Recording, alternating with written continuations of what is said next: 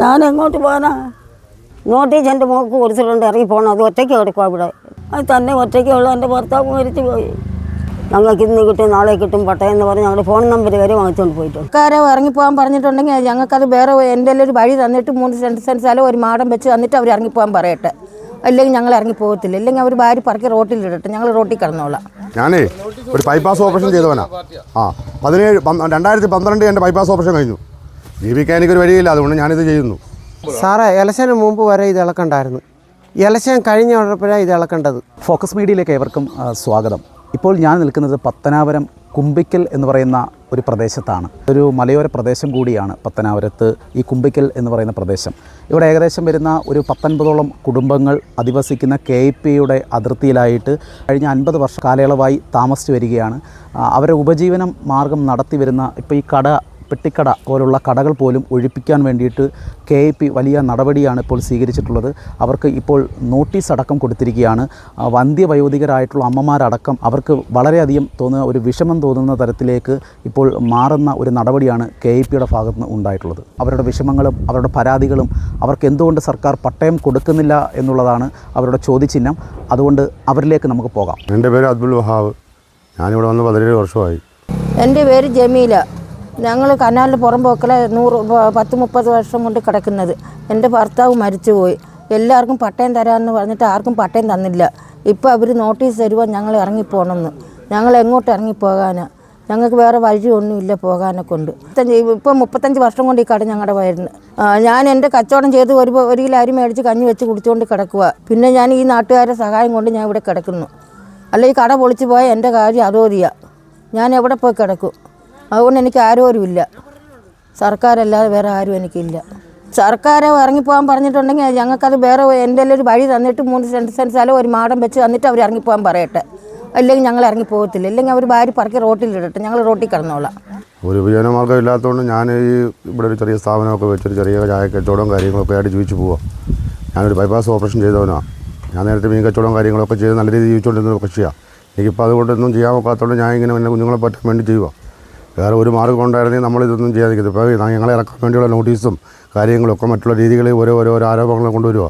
മറ്റ് ബിസിനസ് ചെയ്യുന്നു, മറ്റു കാര്യങ്ങൾ ചെയ്യുന്നു. ഇതൊന്നും ഞാൻ എൻ്റെ ജീവിതത്തിൽ ചെയ്തിട്ടില്ലാത്ത കാര്യങ്ങൾ വരെ ഇവിടെ പറഞ്ഞുണ്ടാക്കി ഓരോ കാര്യങ്ങൾ സംഭാഷണം ഉൾക്കൊണ്ടുവന്നുകൊണ്ടിരിക്കുക. നോട്ടീസ് വന്നിട്ട് ഇപ്പോൾ എനിക്ക് 10 ദിവസമായി. ഇത് നമുക്ക് ഈ കട പൊളിച്ച് മാറ്റണമെന്നും ഉള്ള നോട്ടീസാണ് നമുക്ക് തന്നിരിക്കുന്നത്. ഈ കട ഇപ്പോൾ ഇവർക്ക് തൽക്കാലം പെട്ടെന്ന് പൊളിച്ച് മാറ്റണം.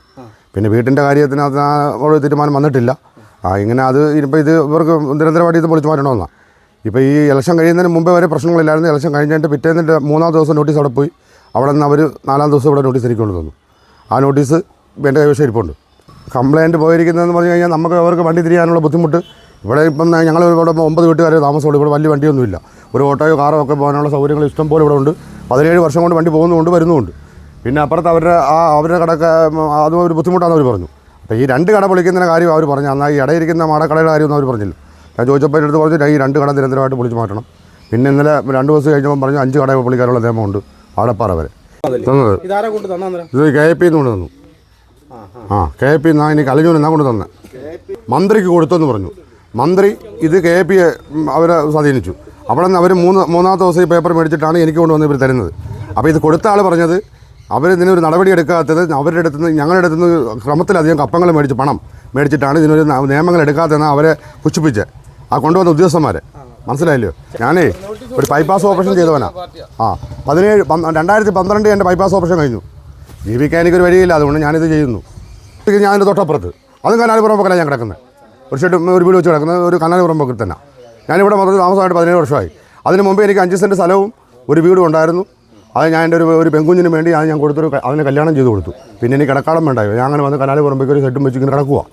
ഇതും ചെയ്ത് ജീവിക്കുക. ഞാൻ എങ്ങോട്ട് പോകാനാ? ഇറക്കി വിടുന്നില്ലെന്ന് പറഞ്ഞാൽ നിങ്ങൾ എല്ലാവരും ഇളക്കി കളയോ എന്നൊക്കെ പറയുന്ന മനയൊന്നും അറിയത്തില്ല. അത് തന്നെ ഒറ്റയ്ക്കുള്ള എൻ്റെ ഭർത്താവ് മരിച്ചു പോയി. നോട്ടീസ് എൻ്റെ മോൾക്ക് കൊടുത്തിട്ടുണ്ട്, ഇറങ്ങി പോകണം. അത് ഒറ്റയ്ക്ക് കിടക്കും അവിടെ. രാത്രി ആകുമ്പോൾ അവിടെ ആളുള്ളടത്ത് വന്ന് കിടക്കും. ഞങ്ങൾക്ക് ഇന്ന് കിട്ടും നാളെ കിട്ടും പട്ടയം എന്ന് പറഞ്ഞ് ഞങ്ങളുടെ ഫോൺ നമ്പർ വരെ വാങ്ങിച്ചുകൊണ്ട് പോയിട്ടുണ്ട്. 40 വർഷമായിട്ട് ഞങ്ങൾക്ക് ഇവിടെ ഉള്ളവർക്ക് ആർക്കും തന്നിട്ടില്ല. ഞങ്ങൾ ഇന്ന് തരാം നാളെ തരാം, നിങ്ങളെ ഇറക്കി വിടത്തില്ല എന്ന് ഫോൺ നമ്പർ വരെ വാങ്ങിച്ചുകൊണ്ട് പോയിട്ടുണ്ട്.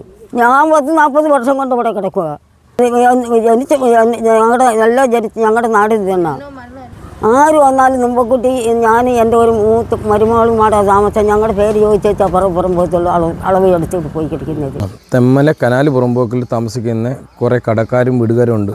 ഉപജീവന മാർഗം അതുകൊണ്ട് അവർ നടത്തിക്കൊണ്ടിരിക്കുന്നത്. അവരെ ഇറക്കി വിടണമെന്നും പറഞ്ഞുകൊണ്ട് കുറേ ആൾക്കാർ ഇവിടെ കൊണ്ട് ആരാ പരാതി കൊടുത്തതെന്ന് അറിയത്തില്ല. പക്ഷെ അവർക്ക് വലിയ പ്രശ്നമാണ്. അവരെങ്ങനെ ജീവിക്കും? കുറേ വീടുകളുണ്ട്. നോക്കുമ്പോൾ നമ്മുടെ കുമ്പിക്കൽ കനാൽ മുതൽ പിന്നെ കല്ലട ജലസേന പദ്ധതിയുണ്ട് ഇറിഗേഷൻ്റെ, അതുവരെയുള്ള ആൾക്കാരെ ഇങ്ങനെ ഇറക്കി വിടാൻ കൊണ്ട് ഏത് സർക്കാർ ഇങ്ങനെ തീരുമാനിക്കുന്നത്? നമ്മളങ്ങനെ ഇറക്കി വിടാൻ പറ്റുമോ? ഇത്രയും ആൾക്കാരെ ഇറക്കി വിട്ട് ഇതുവരെ ഇലക്ഷന് മുമ്പേ അവർ പറഞ്ഞു പട്ടയം കൊടുക്കാമെന്ന് പറഞ്ഞു. ഇതുവരെ 4 വർഷമല്ല സാധാരണ കേരള സർക്കാരിൻ്റെ ഈ കഴിഞ്ഞ 10 കൊല്ലം കാലം അവർ റവന്യൂ വകുപ്പ് അവരുടെ കയ്യിലുണ്ട്. അവർ പട്ടയം കൊടുക്കാമെന്ന് പറഞ്ഞ് ഇലക്ഷൻ കഴിഞ്ഞപ്പോൾ അവർ തോറ്റപ്പോൾ എന്തോ വൈരാഗ്യം ചെയ്യുന്ന പോലെയാണ് നമ്മൾ ഇവിടെ ചെയ്തുകൊണ്ടിരിക്കുന്നത്. അവരിപ്പോൾ ഇറക്കി വിടാനുള്ള നോട്ടീസ് കൊടുത്തു. അവരിപ്പോൾ എങ്ങോട്ട് പോകാനാ? സാറേ, ഇലക്ഷന് മുമ്പ് വരെ ഇത് ഇളക്കണ്ടായിരുന്നു. ഇലക്ഷൻ കഴിഞ്ഞ ഉടനെപ്പോഴാണ് ഇത് ഇളക്കേണ്ടത്. അങ്ങനെ ആണെങ്കിൽ ഈ കനാൽ പുറമ്പോക്ക് മൊത്തം ഇളക്കണമല്ലോ. പ്രമാണമില്ല, വീടില്ല, ഒന്നുമില്ല. എല്ലാം ഉപമാർഗം ചെയ്ത് കഴിയുന്നവരാണ്. ജനിച്ച മണ്ണിൽ നിന്നും അവരെ കുടിയൊഴിപ്പിക്കാതിരിക്കട്ടെ. നൂറുകണക്കിന് കുടുംബങ്ങൾക്ക് പുനരധിവാസത്തിനുമായി സർക്കാരും ഉദ്യോഗസ്ഥരും കണ്ണു തുറക്കട്ടെ എന്ന് മാത്രമാണ് ഫോക്കസ് മീഡിയയ്ക്ക് പറയാനുള്ളത്. അമ്മേ, എനിക്ക് ഫസ്റ്റ് സാലറി കിട്ടി. അമ്മയ്ക്ക് എന്താ വേണ്ടേ? ഒന്നും വേണ്ടടാ. പറയമ്മേ. എന്നാ നീ ഒരു കാര്യം ചെയ്യ്, KSF-ൽ ഒരു ചിട്ടി ചേരും. KSF-യോ? ഹായ് വേണുമാമ. എന്താ ഒരു ചിരി? നീ ഇരിക്കുന്ന MNC ജോലിക്കുള്ള എഞ്ചിനീയറിംഗ് ഡിഗ്രിയെ ചേച്ചി KSF ചേർന്ന് ഉണ്ടാക്കിയതാ. നിന്നെ കോച്ചിങ്ങിന് വിടാനും പഠിപ്പിക്കാനുള്ള ചേച്ചിയുടെ ധൈര്യം KSF ആയിരുന്നു. KSF-യുടെ പുതിയ ഹാർമണി ചുട്ടിയുണ്ട്. ഉടനെ നീ അതിൽ ചേരണം. KSF ഹാർമണി ചിട്ടികൾ. അമ്മേ, KSF ചിട്ടിയിൽ ഞാൻ ചേർന്നു കേട്ടോ. നന്നായടാ. KSF ഹാർമണി ചുട്ടിയിൽ ചേരുന്ന 100 ഭാഗ്യശാലികൾക്ക് സിംഗപ്പൂർ യാത്ര സൗജന്യം. KSF, ഈ നാടിന്റെ ധൈര്യം.